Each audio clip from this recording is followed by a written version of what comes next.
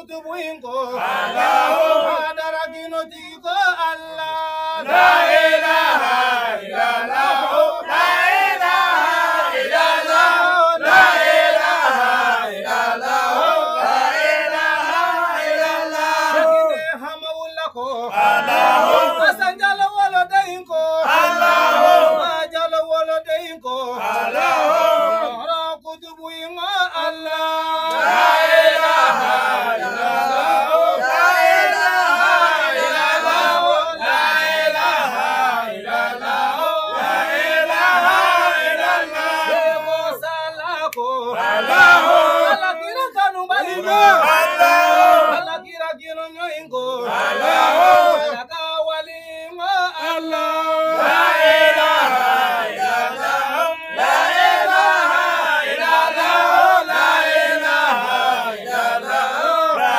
ilaha illallah injo alimamiko Allah kira kanu baingo Allah kira baronyo ingo sekutuku walimo Allah la ilaha illallah la ilaha illallah la ilaha illallah la ilaha illallah ngashego baingo Allah kira kironyo ingo Allah kira baronyo ingo Allah kawalimo la ilaha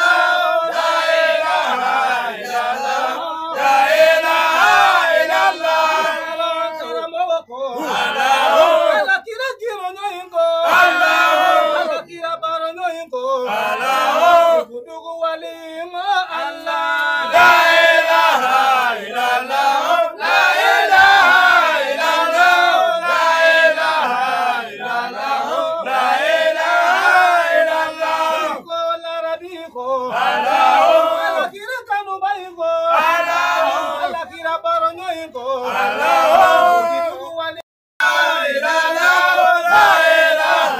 illallah la ilaha illallah asiri sosoko hamidu sosoingo hakimu sosoingo kudugu walimo Allah la ilaha illallah la ilaha illallah la ilaha illallah la ilaha illallah ko banyasiko Allah kira kanu baingo Allah kira kinu nyoingo Allah kawalimo Allah la ilaha illallah la ilaha illallah la ilaha illallah la ilaha illallah ada tureingo Allah kira kanu baingo Allah kira baronyo ingo Allah kawalimo Allah la ilaha illallah la ilaha illallah la ilaha illallah la ilaha illallah Isa dugureingo Allah kira kanu baingo Allah kira kinu nyoingo duguro walimo Allah la ilaha illallah la ilaha illallah la ilaha illallah la ilaha illallah Maria dugureingo Surakata dugureingo Amadu dugureingo Alasina dugureingo la ilaha illallah la ilaha illallah la ilaha illallah la ilaha illallah mani haidarako Allah kira kanu baingo Allah kira baronyo ingo Allah kanu maingo Allah la ilaha illallah la ilaha illallah la ilaha illallah la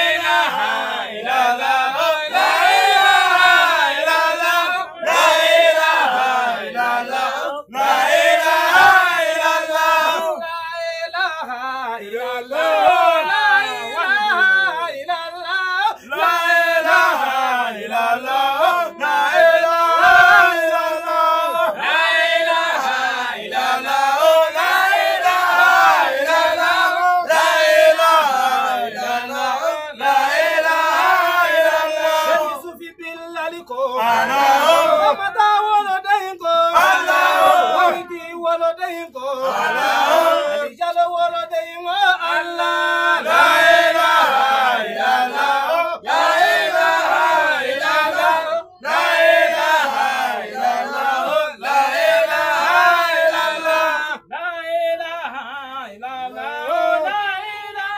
illallah la ilaha illallah la ilaha illallah la ilaha illallah la ilaha illallah la ilaha illallah la ilaha illallah yesu bi adamako Allah sufi warabaingo Allah sufi noratigo Allah sufi geturaingo Allah la ilaha illallah la ilaha illallah la ilaha illallah la ilaha illallah abdul qadiriko Allah kadiri shego baingo Allah kadiri alimamingo Allah kadiri ali kadigo Allah la ilaha illallah la ilaha illallah la ilaha illallah la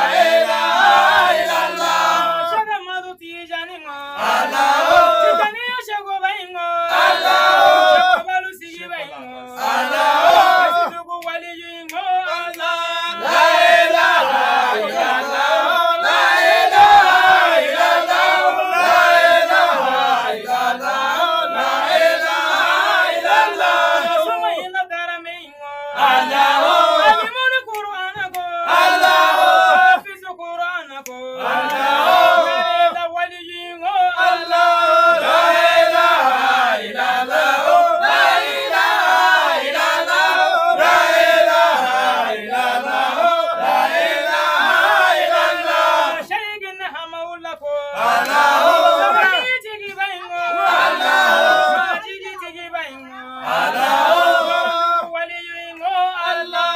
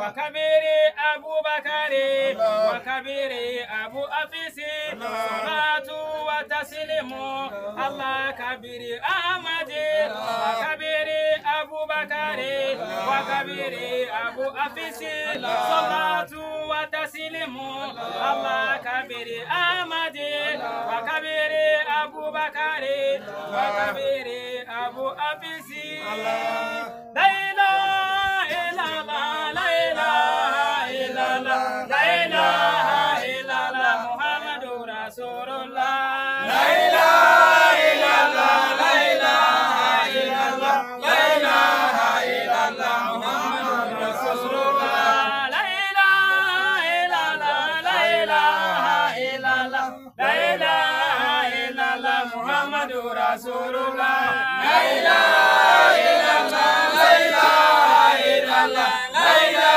إله إلا الله لا إله إلا الله محمد رسول الله لا إله إلا الله لا إله إلا الله لا إله إلا الله محمد رسول الله لا إله إلا الله لا إله إلا الله لا إله إلا الله محمد رسول الله أفادونا دفيدا وما لو صدتا أفادونا أيضا نفانا صدتا أساسا بزاكا كالكي لنا وشيدتا ويا بزامينو لمن شاء مدتا لا إله إلا الله لا إله إلا الله لا إله إلا الله محمد رسول الله أفادونا دفيدا وما لو صدتا أفادونا دفيدا وما لو صدتا أساسا بزاكا كالكي لنا وشيدتا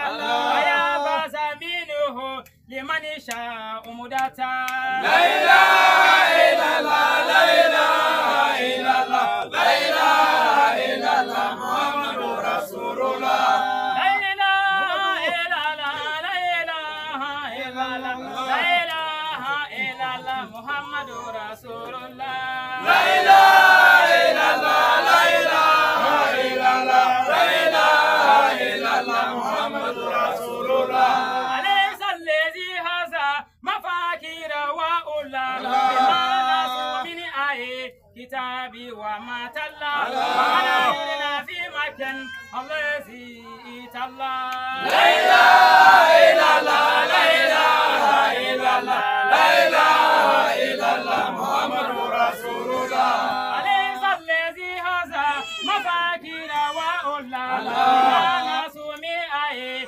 كتابي وما تلا ونذرنا في مكان الذي تلا لا إله إلا الله لا إله إلا الله لا إله إلا الله محمد رسول الله لا إله إلا الله لا إله إلا الله لا إله إلا الله محمد رسول الله لا إله إلا الله لا إله إلا الله لا إله إلا الله محمد رسول الله قليب نبي الهاشمي يا محمد قليب نبي الهاشمي يا محمد قليب نبي الهاشمي يا محمد لا إله إلا الله محمد رسول الله لا إله إلا الله لا إله إلا الله لا إله إلا الله محمد رسول الله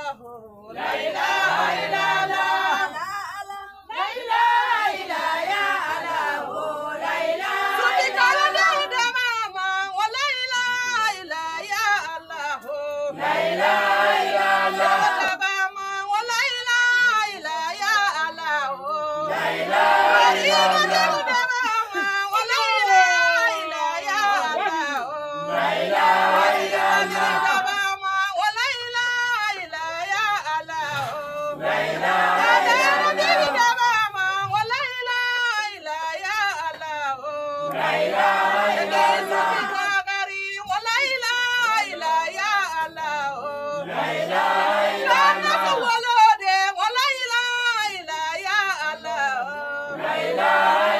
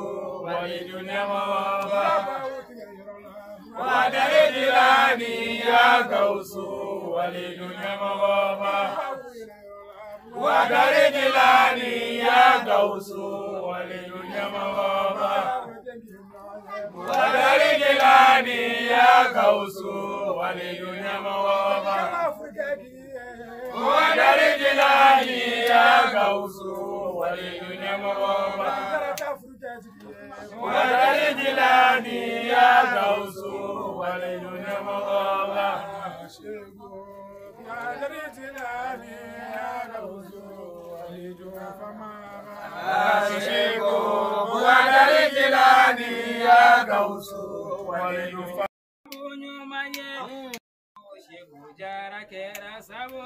manye. La ilaha illallah, Sheikh Jara Kera Sabunyo Maye.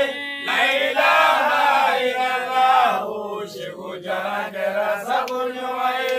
La ilaha illallah, Sheikh Jara Kera Sabunyo Maye. La ilaha illallah, Sheikh Jara Kera Sabunyo Maye.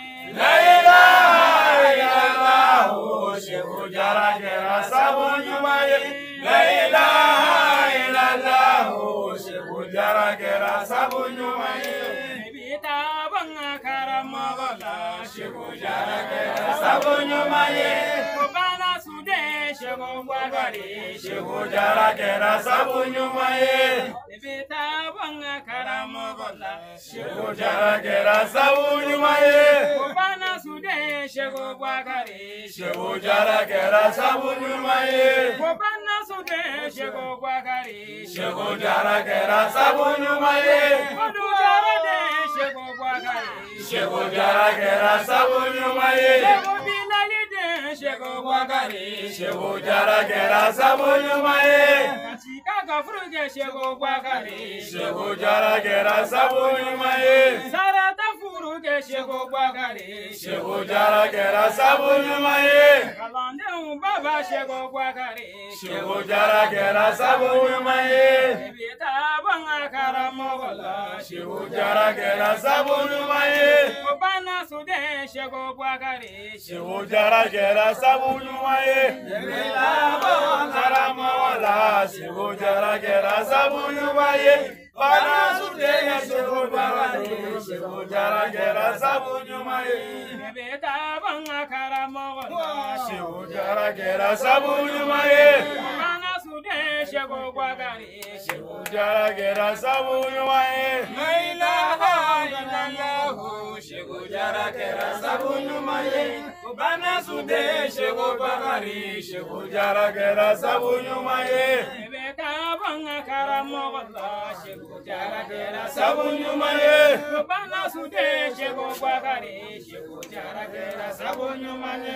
La ilaha illallah, Sheikh Jara Kera Sabunyo Maye. Bana Sude, Sheikh Gwagari, Sheikh Jara Kera Sabunyo Maye. Modo tumbe polison na, Sheikh Jara Kera Sabunyo Maye. Sheikh Gwagari yubo polison na, Sheikh Jara Kera Sabunyo Maye. Modo tumbe namara uke, Sheikh Jara Kera Sabunyo Maye. Sheikh Gwagari yubo namara ula, Sheikh Jara Kera Sabunyo Maye. Modo tumbe shueni uke, Sheikh Jara Kera Sabunyo Maye. Sheikh Gwagari yubo shueni una, Sheikh Jara Kera Sabunyo Maye. Modo tumbe jene ya uke, Sheikh Jara Kera Sabunyo Maye. Sheikh Gwagari yubo jene ya ula, Sheikh Jara Kera Sabunyo Maye. Bita banga karamagala, Sheikh Jara Kera Sabunyo Maye. Bana Sude, Sheikh Gwagari, Sheikh Jara Kera Sabunyo Maye. La ilaha illallah, Sheikh Jara Kera Sabunyo Maye. Bana Sude, Sheikh Gwagari, Sheikh Jara Kera Sabunyo Maye. Bita banga karamagala, Sheikh Jara Kera Sabunyo Maye. Bana sude, Sheikh Gwagari, Sheikh Jara Kera Sabunyo Maye. La ilaha illallah, Sheikh Jara Kera Sabunyo Maye. Bana Sude, Sheikh Gwagari, Sheikh Jara Kera Sabunyo Maye. Modo tunti na fila udon, Sheikh Jara Kera Sabunyo Maye. Sheikh Gwagari yato oluyo don, Sheikh Jara Kera Sabunyo Maye. Modo tunti wiridi udon, Sheikh Jara Kera Sabunyo Maye. Sheikh Gwagari yato oluyo don, Sheikh Jara Kera Sabunyo Maye. Kora ka ubego Sheikh Gwagari, Sheikh Jara Kera Sabunyo Maye. Kora ubego Sheikh Gwagari, Sheikh Jara Kera Sabunyo Maye. Cheka ubego Sheikh Gwagari, Sheikh Jara Kera Sabunyo Maye. Choka ubego Sheikh Gwagari, Sheikh Jara Kera Sabunyo Maye. Ka ubego Sheikh Gwagari, Sheikh Jara Kera Sabunyo Maye. Makode ubego Sheikh Gwagari, Sheikh Jara Kera Sabunyo Maye. Yene ubego Sheikh Gwagari, Sheikh Jara Kera Sabunyo Maye. Bana suden shego gwagari Shehu Jara kɛra sabu ɲuman ye. La ilaha illallah Shehu Jara kɛra sabu ɲuman ye. Bala Sude Shehu Bakari. Shehu Jara kɛra sabu ɲuman ye. La ilaha illallah Shehu Jara kɛra sabu ɲuman ye. Bala suden shego gwagari Shehu Jara kɛra sabu ɲuman ye. La ilaha illallah Shehu Jara kɛra sabu ɲuman ye. Bala Sude Shehu Bakari. Allahu la ilaha illallah. Allahu la ilaha illallah. Allahu la ilaha illallah. Allahu la ilaha illallah. Allahu la ilaha illallah. Allahu la ilaha illallah. Allahu la ilaha illallah. Allahu la ilaha illallah. Allahu la ilaha illallah. Allahu la ilaha illallah. Allahu la ilaha illallah. Allahu la ilaha illallah. Allahu la ilaha illallah. Allahu la ilaha illallah. Allahu la ilaha illallah. Allahu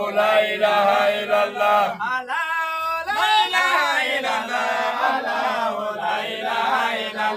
Allahu la ilaha illallah. Allahu la ilaha illallah. Allahu La ilaha illallah. Allahu La ilaha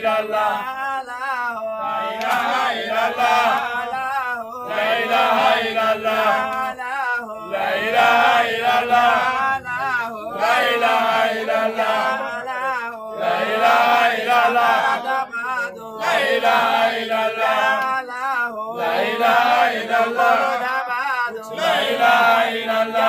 Allahu La ilaha illallah. Allahu La ilaha illallah. Jigido La ilaha illallah. Allahu La ilaha illallah. Dabadu La ilaha illallah. Allahu La ilaha illallah. Dabadu La ilaha illallah. Allahu La ilaha illallah. Dabadu La ilaha illallah. Allahu La ilaha illallah. Jigido La ilaha illallah. Allahu La ilaha illallah. Allahu La ilaha illallah. Amani La ilaha illallah. Amani La ilaha illallah. La ilaha illallah. Allahu la ilaha illallah. Allahu la ilaha illallah. Allahu la ilaha illallah. Allahu la ilaha illallah. Allahu la ilaha illallah. Allahu la ilaha illallah. Allahu la ilaha illallah. Rahim La ilaha illallah. Malik La ilaha illallah. Malik La ilaha illallah. Qudus La ilaha illallah. Qudus La ilaha illallah. Salam La ilaha illallah. Salam La ilaha illallah. Mu'min La ilaha illallah. Mu'min La ilaha illallah. Mu'min La ilaha illallah. Mu'min La ilaha illallah. Aziz La ilaha illallah. Aziz La ilaha illallah. Aziz La ilaha illallah. Aziz La ilaha illallah.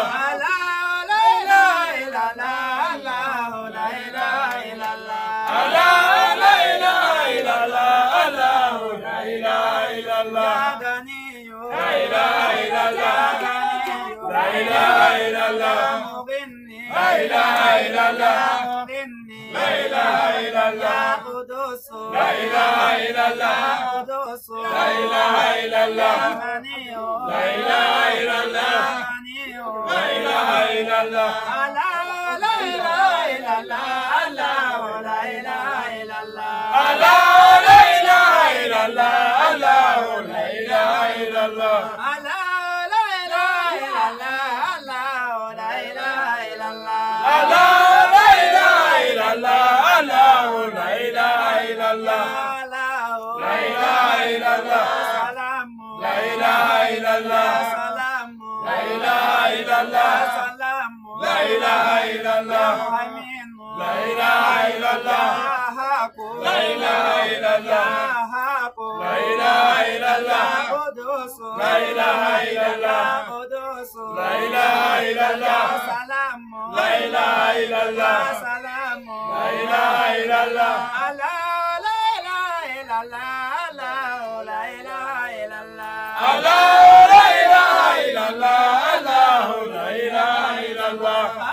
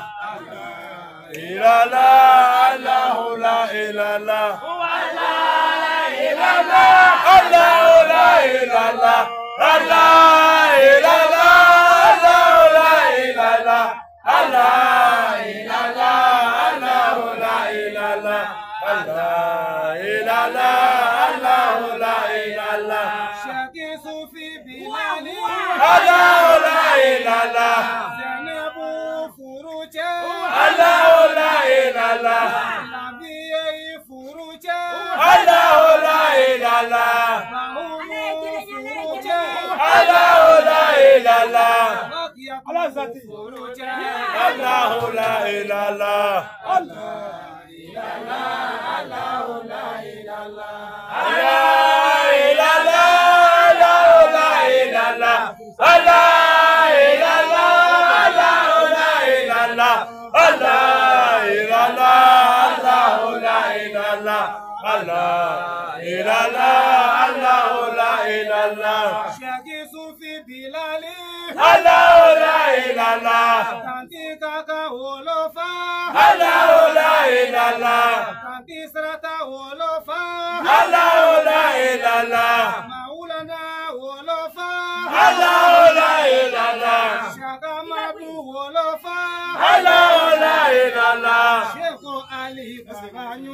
Allahu la illallah. Allahu